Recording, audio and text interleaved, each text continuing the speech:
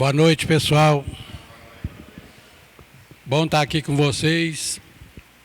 Eu e o Everton, nós vamos fazer algumas respostas de acordo com as perguntas de vocês. O pessoal que está na lateral, se vocês quiserem fazer alguma pergunta, pode fazer à vontade.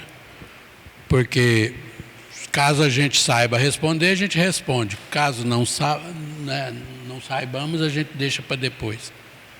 Outra turma que vem tem mais competência do que nós. E aí responde para vocês. Exatamente. Já tem umas aqui que são sugestões. Então vamos começar. E começa bem, porque é uma pergunta que a gente precisa saber. Qual que é a diferença mesmo?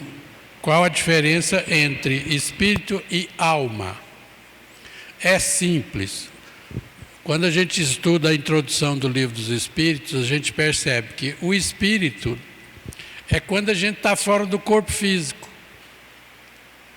Alma é o espírito quando está encarnado. Enfim, quando ele anima a matéria, alma, é chamado de alma. Mas o que é a alma? É o espírito enquanto está na matéria, enquanto está num corpo físico, numa experiência corpórea temporária. Quando ele desencarna, volta para o mundo espiritual, ele volta a ser espírito novamente. Não é que ele deixou de ser espírito, é que enquanto ele está encarnado, a gente chama de alma, por quê? Porque ele está animando a matéria, ele está exatamente dando movimento, dando vida à matéria. Percebe? Então é só isso aí mesmo que a gente tem que saber. E quem quiser saber mais alguma coisa, vai lá na introdução do Livro dos Espíritos, e ali está todas as especificações, os nomes, como é que se chegou a essa conclusão, tá ok? Fica muito fácil. E se quiser também saber a progressão dos espíritos no mundo espiritual, enquanto encarnado, enquanto no mundo espiritual, é só pegar a partir da questão número 100. A questão número 100 fala da escala de espíritos, que é muito necessário para quem estuda espiritismo, para a gente saber aonde a gente está. Eu estou lá no começo da escada, mas as pessoas vão se localizar onde estão, na escala evolutiva dos espíritos. Boa noite a todos. É sempre um prazer poder compartilhar dos ideais espíritas, principalmente num momento como esse, em que as perguntas são feitas diretamente. E, falando nisso, chegou uma aqui para mim, e a gente vai aproveitar para trabalhar ela e compartilhar também as respostas com o Zé. E antes de responder a pergunta, de falar sobre ela, tem alguém que está vindo à casa pela primeira vez, que está conhecendo recentemente a doutrina espírita? Então, sejamos todos bem-vindos, e a proposta da Casa Espírita é justamente essa, criar oportunidade para que todos nós nos sintamos acolhidos e envolvidos através das nossas perguntas, dos nossos ideais, na busca de uma construção de vida melhor. A pergunta que é proposta para todos nós é: como ou qual caminho, meio para desapegar dos bens materiais? Acho que isso aqui, se deixar, Zé... O Zé está aqui me desafiando. Mas olha, dentro de uma ótica da Casa Espírita, eu tenho trabalhado muito as minhas ideias, e nas oportunidades que eu tenho para falar numa tribuna espírita, a oportunidade para a gente desapegar dos meios materiais, para quem quer se tornar espírita, para quem quer conhecer o espiritismo, é desenvolver a cultura espírita. Nós precisamos desenvolver a cultura espírita, porque a doutrina espírita, de forma aqui simples, ela vem ensinar para a gente que existe uma realidade espiritual e que ela interage com essa realidade material. Agora, não tem problema nenhum a gente construir uma estrutura material. Não tem problema nenhum. Agora, nós estamos num processo de indo e vindo na realidade material e espiritual, justamente para a gente poder trabalhar no nosso coração esse desapego. Mas é interessante que para mim desapegar do celular do Zé, primeiro eu precisei pegar.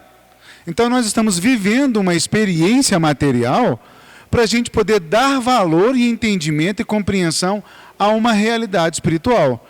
Agora, foram dadas para nós várias dicas. Várias dicas. E nós estamos amadurecendo o entendimento dessas dicas. Agora, nós precisamos dar valor real à matéria.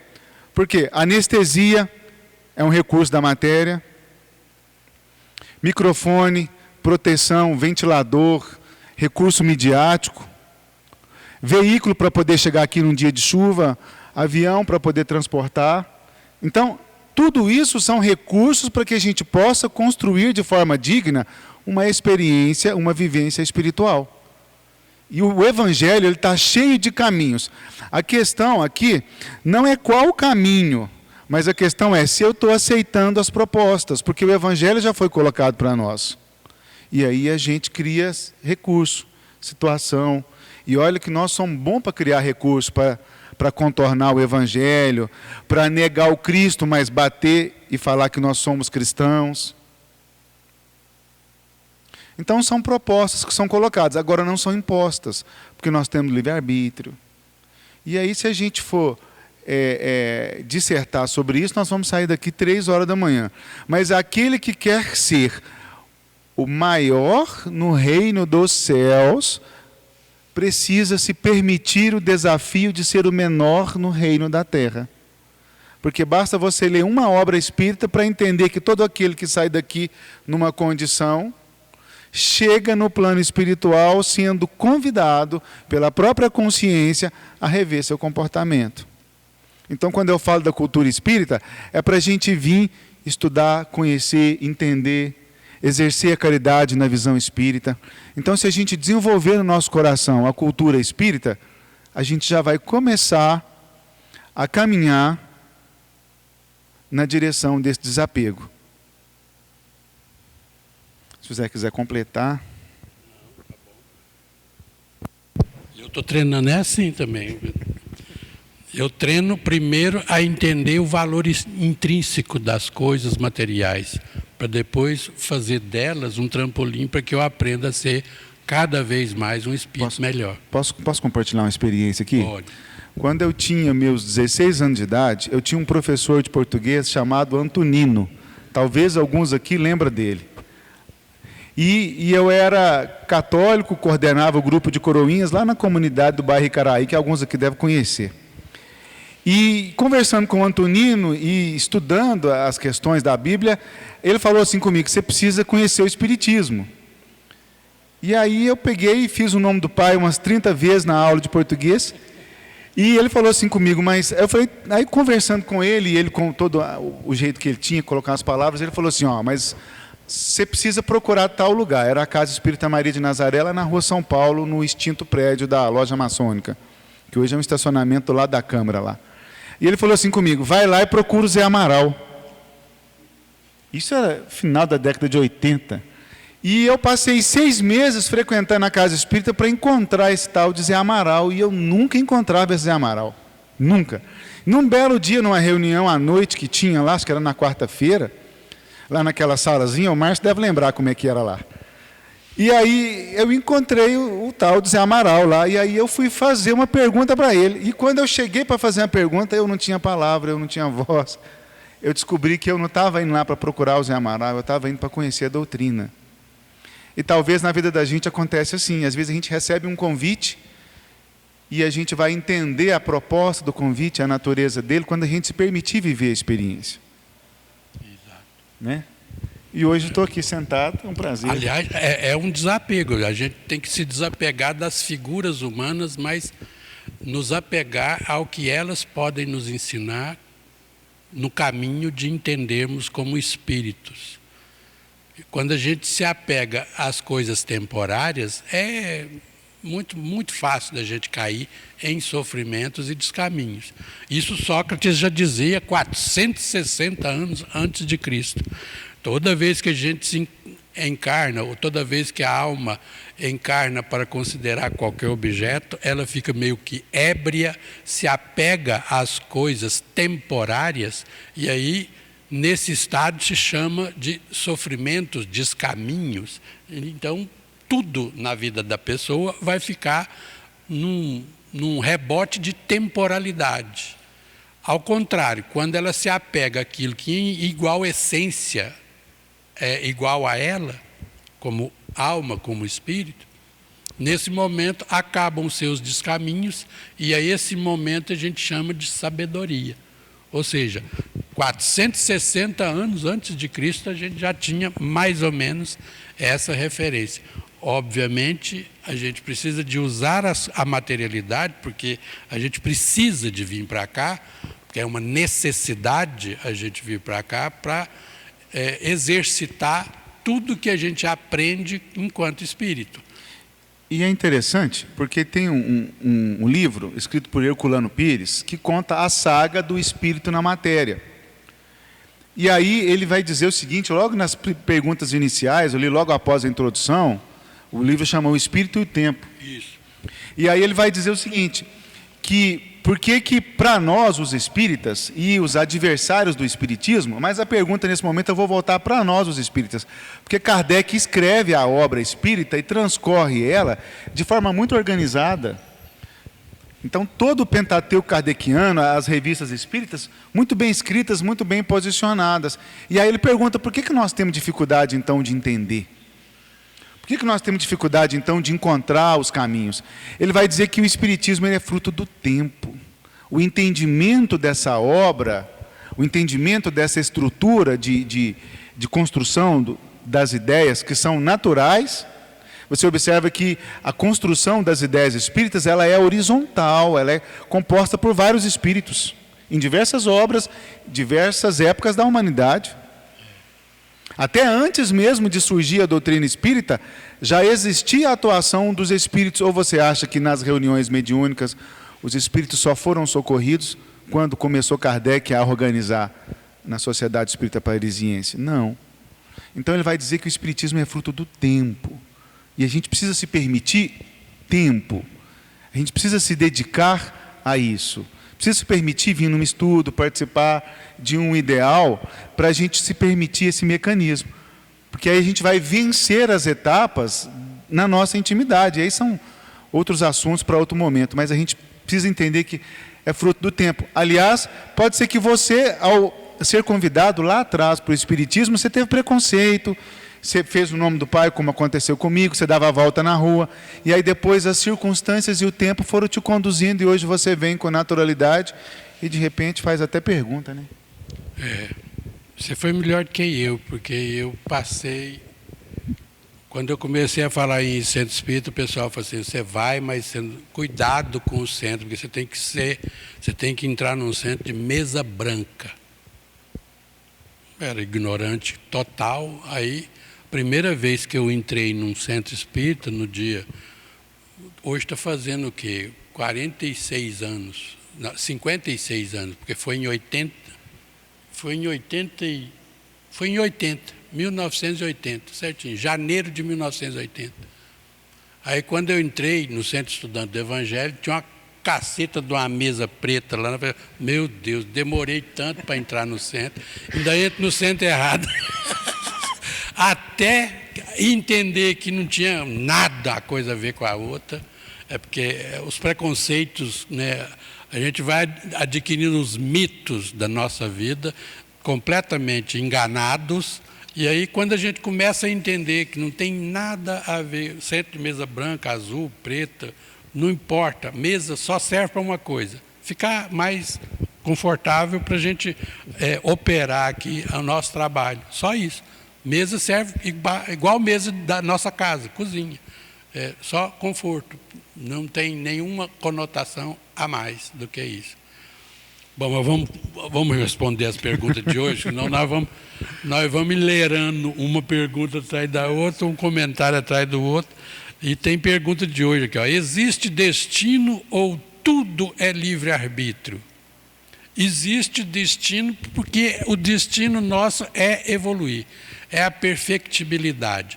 Quando Deus nos cria simples e ignorante, rumo à perfectibilidade. Agora, um dos gestos de amor mais importantes que eu acho que Deus faz conosco é exatamente o seguinte: Ele abre mão dessa onipotência para nos dar o livre-arbítrio. O livre-arbítrio é exatamente para que a gente possa exercitar e não ir na marra, como se o destino tivesse fechado e traçado na nossa vida. Esse tipo de destino não existe em nós. Existe o destino da perfectibilidade. Todos nós vamos caminhar, todos nós. Isso Jesus falou de forma mais poética. Todo aquele que quiser vir ao Pai terá que passar por mim. Ou seja, esse é o caminho, a verdade e a vida. Então o caminho está determinado. Agora, o tempo que você vai levar para fazer essa trajetória é o seu livre-arbítrio que vai determinar. Porque você é livre para isso. E essa liberdade é que nos faz responsáveis por tudo que nós praticamos, agimos e vivenciamos na vida. Agiu bem, em harmonia com as leis divinas, beleza, recebe harmonia com as leis divinas, trazendo para você saúde e paz. Agiu em desarmonia, toda vez que a gente age em desarmonia com as leis divinas, obviamente a gente recebe a reação da lei. Nada mais do que isso, ação e reação, causa e consequência. A gente aprendeu a lidar com isso, o nosso destino é traçado por nós e é só felicidade quando a gente descobre essa relação de eu com as leis divinas. Estamos em paz, tudo vai bem. Cada um segundo as suas obras. Cada um segundo as suas obras. Tem uma pergunta aqui. Não sei se eu estou pegando essa pergunta do Zé, mas nós vamos administrando aqui. Essa já vem de hoje, então essa tem que responder mesmo. O que determina a família? O que determina a família em que nascemos? O que determina a família em que nascemos? Assim, mineiramente falando, assim na lata, as nossas necessidades,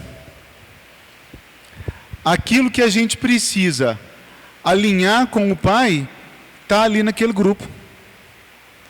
Está ali naquele grupo familiar. Se você vai aceitar, encarar o desafio de forma madura, aí é outro, como diria minha avó, aí é outros 500.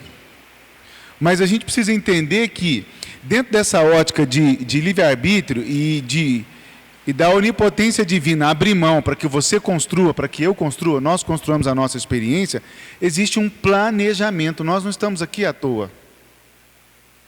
Quando a gente encontra-se no plano espiritual, e é de lá que vêm todas as nossas reivindicações, porque muitas das vezes a gente fala assim, eu não pedi para nascer. Não, você planejou. Se você não planejou, você implorou. Ou se não, você não planejou, se você não implorou, alguém com mais amadurecimento e capacidade sentou com você e traçou a sua organização de estrutura reencarnatória. E há alguns casos, como a gente faz com criança, igual vai tomar vacina, injeção, eu não quero, de repente alguém chega e aplica. Tem esse mecanismo também, que alguém fala, você precisa desse mecanismo. E eu não quero, eu vou protelar, porque tem situações disso dentro da obra de André Luiz. Então, há um processo compulsório em que você é convidado a estar naquele vínculo, naquele grupo familiar, para você trabalhar as suas necessidades. Então, o que determina a família em que nascemos é a nossa necessidade. E a gente pode observar que dentro da estrutura familiar vem um mais equilibrado, um que necessita de um pouco mais de amparo, mas todo o grupo tem um vínculo. Muitas das vezes a gente acha que nós somos vítimas dos nossos familiares, mas na verdade às vezes é as nossas indiferenças ou as nossas necessidades é que nos unem. Mas para isso ser visto com mais tranquilidade ou com mais aceitação, a gente precisa envolver mas com as ideias e com os ideais espíritas. Porque com certeza não é a primeira vez que a gente encontra com aquele personagem, mas talvez pode ser a última vez que eu vou estar com ele naquela condição. Pode ser que seja a última vez que eu vou estar com o meu pai na condição de pai, com a minha mãe na condição de mãe. Existem vínculos dentro dessa construção reencarnatória que vão determinando a natureza e as circunstâncias. Mas quem planeja não está brincando. Quem planeja tem uma visão maior das nossas necessidades. E existe outros que estão no plano espiritual torcendo para que tudo possa ser arranjado da melhor maneira, para que o uso do nosso livre-arbítrio possa ser cumprido na melhor forma. Isso é muito bom. É só de pensar isso dá uma alegria na gente, porque não estamos desamparados. Obviamente não existe endereço errado para a reencarnação. Isso a gente tem que ter certeza disso. Não existe endereço errado para a reencarnação. Se você reencarnou naquela família, ou veio até aquela família por vias, né, secundárias, é porque é ali que você vai encontrar todas as ferramentas, todo o manancial de possibilidades de corrigir rotas, corrigir todas as questões afetivas, relacionais, espirituais, materiais que você necessita. E é por isso que não há retrocesso. Há retrocesso espiritual? Não há retrocesso, porque não tem possibilidade da gente voltar no tempo. Algumas pessoas pensam assim, mas no livro dos Espíritos está escrito lá que a gente pode estacionar. Mas aí que está, mesmo estacionado, você está andando para frente. Por quê? Porque a pessoa se embirrar, vamos dizer, a minha mãe, que era da roça, filósofo da roça, falava, se a gente embirrar e ficar sentado na beira do meio-fio, não dou um passo mais para frente. 500 anos parado. Todo mundo passando, falou, o Zé não vai sair dali não? Todo mundo preocupado com a pessoa sentada lá, tem 499 anos e 12 meses, quase completando 500 anos, e a pessoa sentada lá num canto, fala, não vou não quero ir mais não. A pessoa, na hora que era cismada, fala assim, eu acho que não deu certo não, vai ter que ir mesmo. Porque não vai morrer. Se ficar sentado ali, vai ficar sentado ali. Uma hora a pessoa cansa. Uma hora isso aí vai dar nos nervos e a pessoa fala, também não vou querer ficar aqui também. Na hora que ela se levantar e der o primeiro passo para andar, ela tem uma experiência extraordinária de ficar 500 anos embirrada, sabendo o que é ficar parado 500 anos. Já andou um passo a mais. Então, nunca tem retrocesso na nossa encarnação. Na nossa trajetória evolutiva, não há possibilidade de retrocesso. O que as pessoas entendem como retrocesso, de forma equivocada, por exemplo, no planeta Terra, nós estamos numa condição de um planeta que abriga um mundo de expiações e provas. Estamos trabalhando a nossa transição de um mundo de expiação e provas para um mundo de regeneração. Algumas pessoas não estão aptas a continuar nessa condição. Por quê? Porque a sintonia da pessoa não dá conta mais de acompanhar a trajetória dos espíritos que aqui ficarão. Então, eles terão que ser levados para outros mundos onde a sintonia deles é mais adequada. Então, às vezes, os planetas que abrigam mundos primitivos, mundos que estão começando no processo, eles vão para lá. Isso não é retrocesso, isso é ajuda, bênção para eles. Por quê? Porque lá no planeta onde eles carregarão todas as experiências intuitivamente que eles tiveram aqui, eles estarão vivenciando lá. e na hora que eles vivenciarem lá, eles serão luzes no caminho daqueles que estão lá. Assim como para nós aqui funcionou, muitos que vieram de outros sistemas, né, para cá, quando a gente estava engatinhando no processo evolutivo, e aqui eles se transformaram em grandes líderes, grandes missionários, grandes carreadores do processo da evolução. Trouxeram para cá a astronomia, a saudade de casa fez eles olhar para o céu, e quanto mais eles olhavam para o céu, mais eles estudavam a astronomia. E aí é o que nós somos hoje, graças a esses seres. Todas as vezes que você estuda a história, você vai ver que existem picos no processo evolutivo que claramente não eram daqui. Eram seres que traziam. Eu fico encafifado, esses dias eu estava falando aqui, a última vez que eu estive aqui, eu fico encafifado com um cara chamado Erastóstenes. Vocês conhecem um tal de Erastóstenes? Erastóstenes, um cara que viveu antes de Cristo, muita coisa. O cara cismou de medir a circunferência do planeta Terra. Andou 800 quilômetros, mediu a sombra num poço numa cidade, andou 800 quilômetros, mediu a sombra do poço na outra cidade e calculou a circunferência da Terra, que é aproximadamente a mesma medida que nós temos hoje. O nome dele chama Erastóstenes. Um cara desse era daqui? Nunca. Ele não era daqui. Ele sabia de coisas que nós, que estávamos evoluindo aqui nesse planeta, não sabíamos. Obviamente, é assim que a gente começa a entender. Não há retrocesso. Sempre estamos caminhando para frente. Isso é uma péssima notícia para quem acha que vai acabar depois da morte. Não vai acabar. Não vai acabar. Vai sempre continuar. Então, já que é assim, bate a poeira, mãos à obra, vamos tocar o barco para frente, sempre para frente. E é interessante porque tem uma pergunta aqui que diz o seguinte: por que ser espírita? Para quê? É para que a gente possa entender que a vida ela não se resume à experiência de berço e túmulo. Existe uma experiência antes e existe uma experiência depois. E isso explica a diversidade entre nós. E na medida que a gente acha isso interessante, a gente vai crescendo.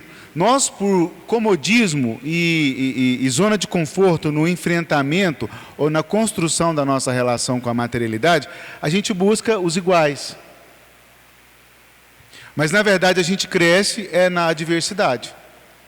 E isso está a construção da relação familiar. E olha só para você ver que interessante, quando fala aqui de uma pergunta de vencer o luto. É claro, nós somos espíritas e perder um ente querido é algo que mexe conosco. Mas a gente vai vivenciando essa dinâmica e vai nos fortalecendo nos ideais maiores. É claro que por mais belas que possam ser as minhas palavras aqui, estar na pele de quem perde um ente querido ou de quem está vivenciando um momento do luto, é algo que a gente precisa tratar com fraternidade, com carinho, com muita leveza, porque a pessoa também está vivendo a experiência e nós não sabemos a necessidade dela naquela situação. Mas ninguém está desamparado. Ninguém está desamparado. E quanto mais a gente se permitir construir a cultura espírita, gente, eu estou batendo nessa tecla da cultura espírita, por quê? Porque na introdução do livro Caminho, Verdade e Vida, logo na introdução dele, ele fala o seguinte, que não adianta a gente ter uma postura genuflexória, chegar de dobrar os joelhos. A gente precisa ter uma relação construtiva e de participação. Eu posso estar no meio espírita, posso frequentar uma casa espírita, mas a minha consciência ainda não está desperta para uma realidade maior. Então eu preciso me permitir a relação de diminuir a distância entre vida social e instituição religiosa. Como assim? Porque eu, quando entro no centro espírita, né, aqui o Zé Amaral, né, o Everton, e tal. Não, eu preciso ser aquele que eu sou lá dentro de casa, na intimidade. Porque quando eu estiver numa realidade fora da matéria, não vai adiantar eu chegar lá e falar assim, eu sou amigo do Zé Amaral. Não vai adiantar. Não vai adiantar que eu sou espírita, que eu fiz palestra. O livro Voltei fala disso. Então a gente precisa diminuir essa distância e procurar ser mais autênticos de acordo com a realidade espiritual. Por isso que é importante a gente, não é para que ser espírita, mas é entender o que a doutrina espírita tem a contribuir com a nossa aprendizagem. Para que serve o passe? O passe é uma transfusão de energias curadoras. Para que serve? Para curar alguma coisa que você está sentindo. Só isso. É um auxiliar terapêutico para pessoas que estão em enfermidades, tanto do corpo quanto da espiritualidade, da alma. A pessoa vem ao centro espírita para tomar um passe. Por quê? Porque durante o passe existem energias, né? Isso é transfundido, né? O médium, juntamente com a equipe espiritual, estuda o caso em questão e vai auxiliar no tratamento que ela está fazendo com a medicina, no tratamento que ela está fazendo com a psicologia, com a psiquiatria, com todos os recursos que a Terra nos oferece em termos de profilaxia, vamos dizer assim. O passe é um dos auxiliares mais eficientes, porque faz exatamente essa energia espiritual atuar, fazendo a harmonia do nosso organismo, para que o nosso organismo receba a harmonia da nossa espiritualidade. E aí, corpo, espírito e perispírito entrem em sintonia. Nesse momento, o passe, observação, é só isso. Nada mais. A pessoa não tome o passe como algo milagroso, porque não é.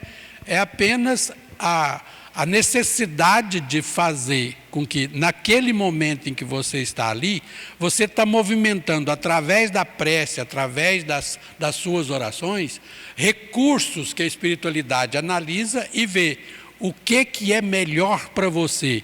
Às vezes, a pessoa pensa que eu tenho que me livrar dessa enfermidade. Mas e se a enfermidade for a sua cura?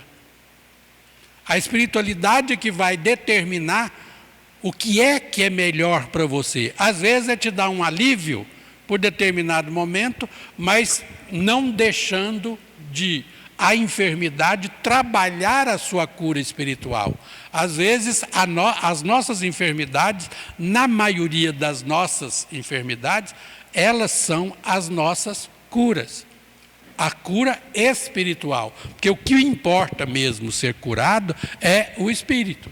E aí as enfermidades estão sempre no trabalho de fazer com que nós voltemos a nossa atenção para as desarmonias corporais que denunciam desarmonias espirituais que precisam ser recolocadas em harmonia. E é isso que funciona. Toda enfermidade tem uma mensagem que vem até você dizendo exatamente o que você precisa fazer.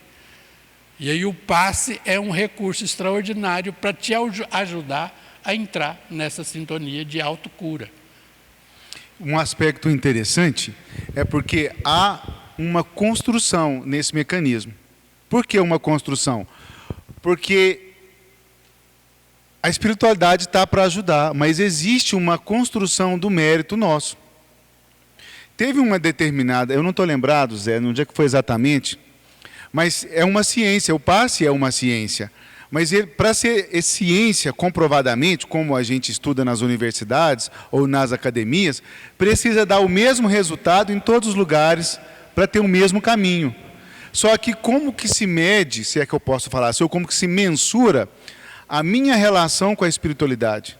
A espiritualidade está ali para me ajudar no passe, ou aqui mesmo na palestra, porque o passe ele não acontece só na cabine de passe, ele acontece na sua participação psíquica com esse momento, mas nesse momento que você está aqui, você está preocupando na conta para pagar, no boleto, no outro que te fez raiva, na chuva para você ir embora, que você vai ter que molhar, o ônibus vai atrasar. Aí você perde a conexão e aí perde o auxílio da espiritualidade. O resultado do passe na cabine pode ser que não seja o mesmo. Então a gente precisa alinhar e entender e participar desse mecanismo, porque a espiritualidade está conosco. O Pai não abandona ninguém. O Pai não dá pedra ao filho que pede pão. Mas muitas das vezes o Pai está oferecendo o pão e nós estamos não estendendo as mãos. Então é um aprendizado. E está tudo certo. Está tudo certo porque é um aprendizado. Às vezes nós estamos sentados no meio-fio, como o Zé falou, e está passando ajuda e nós estamos deixando de trabalhar. Então o passe é uma relação de construção com a espiritualidade. Tem uma pergunta aqui interessante que a gente pode compartilhar, você fica à vontade. Como que vocês, espíritas, aceitam a perda de um ente querido, a perda de um pai, de uma mãe ou de um filho? Como devemos trabalhar a morte, uma vez que ela é certa para todos nós? E tenho muita dificuldade, eu posso colocar assim, temos muita dificuldade, não é? Muita dúvida com a relação a essa questão, morte, perda e dor.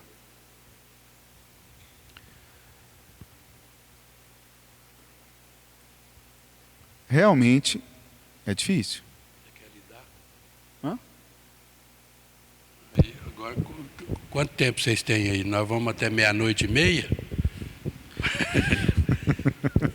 Deixa eu dizer uma coisa. Tem uma palestra minha que isso exatamente perda de entes queridos, que está no site do centro. Obviamente a gente não vai dar conta de responder essas 3 perguntas, porque cada uma dá uma palestra de 1h30 para falar só o básico, né? Então, perda de entes queridos, como devemos trabalhar a morte em nós. O tema mais solicitado dentro da doutrina espírita é exatamente como é que a gente trabalha a morte.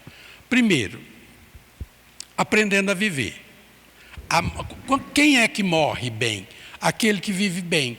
Agora, viver bem significa o quê? Viver o que Jesus ensinou para nós. Viver a bondade, viver a caridade, viver o amor ao próximo, viver as relações dos seres humanos, todos que somos, né, em harmonia. O problema é esse. O egoísmo e o orgulho não nos deixam vivenciar isso. Porque nós estamos mergulhados numa vida em que a nossa compreensão de realidade é quase que imediatista apenas. A gente nunca consegue pensar no depois. Morte nada mais é do que a gente perder um macacão de serviço. E isso aqui é um macacão de serviço. Às vezes a gente fica pensando, o que é morrer? Morrer é eu cair aqui, ficar em pé aqui do outro lado, perto dos amigos espirituais que estão aqui. Muitos de nós não estamos vendo, mas eles estão aqui. Aí eu vou para perto deles e falo, eu acho que eu desencarnei. Desencarnou. Está todo mundo aqui deitado e vocês ficam, o Zé caiu ali, o Zé caiu, vem todo mundo preocupado, o que está acontecendo? O Zé morreu. O corpo está aqui, eu em pé ali, conversando com a espiritualidade. E agora? Como é que nós vamos fazer? Você já quer ir para outros ambientes, ou você quer ficar aqui assistindo o que está acontecendo? Eu falei, não, bora. Bora, tomar um café, ou, ver o que aconteceu. Algumas pessoas encaram a morte dessa forma. Eu acho delicado, de uma sutileza, a gente falar sobre a morte do Chico Xavier. O Chico Xavier foi tão elegante na morte dele, que ele falou assim, eu vou escolher o dia da minha morte, o dia que o Brasil estiver feliz. Ele morreu no dia em que o Brasil estava ganhando o pentacampeonato. Ninguém percebeu que o Chico morreu. Ou seja, é de uma elegância. Imagina, você desencarnar sabendo que não vai gerar tanta tristeza na vida das pessoas, porque as pessoas estão muito felizes por causa de uma coisa que é literalmente comoção social quando a gente ganha um campeonato mundial de futebol no Brasil. É o Chico Xavier. É de uma elegância. Isso é que é ideal para a gente tratar o que significa a morte. Mas para a gente entender dessa forma, a gente tem que estudar muito, a gente tem que vivenciar muito a doutrina cristã, o desapego, a compreensão do que nós somos como espíritos. Enquanto a gente não consegue fazer isso, a morte vai ser sempre aquela coisa de final. E não é apenas início de um novo ciclo, início de uma nova etapa. Para os jovens de hoje, é mais fácil de entender, uma nova fase do videogame. Para quem, né, e vai ser cada vez mais complicado, né? Porque quando você muda de fase, as fases vão cada vez mais. Isso é ótimo, é desafio. Porque se você não tiver os desafios, a vida vira um tédio que não tem, né, tamanho. É nesse sentido. É importante eu vou deixar um deverzinho de casa, nós já temos só 5 minutos, a gente parte para o encerramento, vou fazer a minha parte de encerramento, naturalmente o Zé conclui. Mas é importante vou dar uma ênfase, Zé, nessa parte do estudo que você falou. Revista Espírita, 1863, quando fala do futuro do Espiritismo e fala das fases que o Espiritismo passa. Curiosidade, os desafios, a fase religiosa, e lá vai dizer do que é a fase religiosa, para a gente vencer essas etapas. E, de certa forma, nós estamos, dentro das nossas culturas, um pouco atrasados. Porque a gente precisa se permitir estudar essa questão espírita. E quando a gente se permite estudar, Herculano Pires, no livro Espírito e Tempo, ele fala que pensar sobre essas ideias colocadas aqui por nós hoje é a última fase do conhecimento nesse planeta. Porque nós estamos discutindo a relação de ensino-aprendizagem numa outra ótica. Então, que a gente se permita vir à casa espírita, não desanime, deixa a novela para depois, deixa o futebol para depois, levem os filhos à evangelização, levem os seus jovens às mocidades das casas espíritas, estudem o espiritismo, divulga. Não é transformar o outro em espírita, porque talvez nem todo mundo tenha essa predisposição, mas leva para ele o consolo, leva a ajuda, para que essas ideias possam consolá-los. E se sentir bem vindo para cá, gente, vem, tem medo não. Obrigado. Procura um grupo de estudos que estuda a doutrina espírita no miudinho, porque é mais complicado a gente aprender sozinho. Às vezes precisa de determinadas técnicas de aprendizado, ler. Às vezes as pessoas reclamam para a gente, eu leio um parágrafo, não consigo entender, leio de novo, não consigo entender, leio de novo, não consigo entender. Às vezes, os grupos de estudos que já estão formados, as pessoas que estão lá para ser o facilitador do estudo, já tem mais tarimba, já teve mais tempo para fazer pesquisas acerca dos conceitos, e então, determinadas maneiras de interpretar, principalmente na tradução da linguagem do século XIX, que a doutrina espírita, ela foi escrita, ela foi confeccionada no século XIX. Então, filosoficamente, cientificamente, se traduzir de lá para cá, é preciso uma contextualização, porque o nosso mundo está muito adiantado no processo. É preciso fazer essa contextualização. E, nesse momento, um grupo de estudo vem a calhar. E está assim de grupos de estudos na cidade. Em todos os centros espíritas, eu sei e tenho notícia de grupos de estudos que funcionam a contento.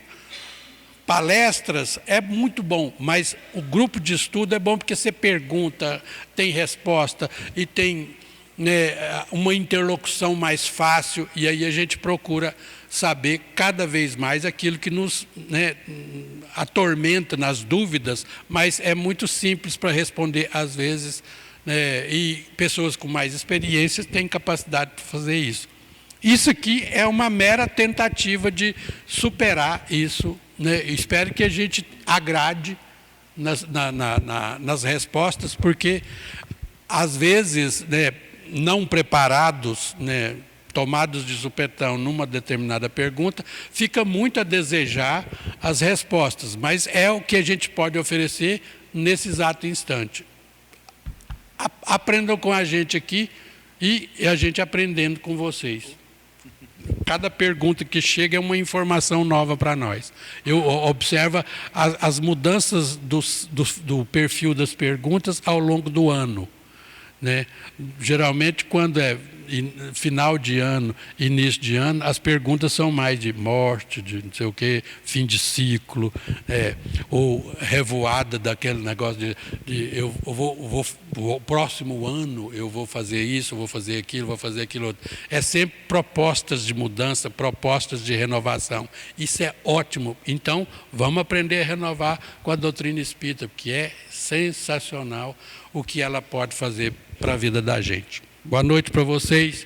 Fiquem com a palestra da nossa querida Flávia Fragoso agora.